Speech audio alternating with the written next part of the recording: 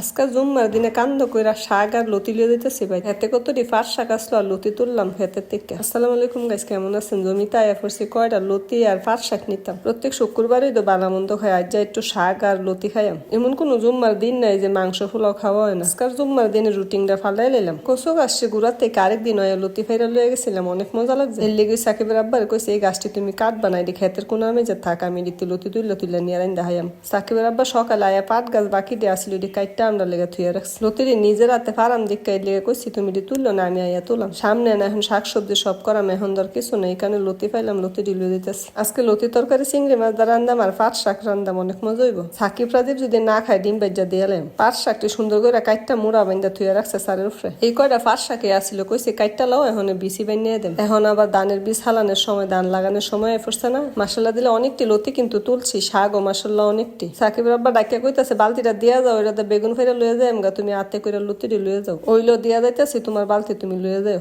মাসাল্লাহ দিলে লতিটি দিয়া চিংড়ি মাছ রান্দাম মজা করে, আর শাক রান্দাম। আজকে ভাত কয়টা মাসাল্লাহ খাইতামই পারাম। কেটা কেটা আমার মতো পাট শাক আর লতি পছন্দ করেন অবশ্যই সুন্দর করে কিন্তু কমেন্ট করেন। আমি তো আবার মাঝে মধ্যে খেয়াল করি, অনেকে কমেন্ট করতেন বুঝলা দানগা, কমেন্টটা করেন, ভুল করেন না। লইয়া বাইর যাই, শাক ডোগা বাঁচতে বাঁচতে তো সময় লাগে, আপনারা জানেন। এর লিগা তাড়াতাড়ি করে বাইর দিতেছি। ভালো থাকবেন সবাই।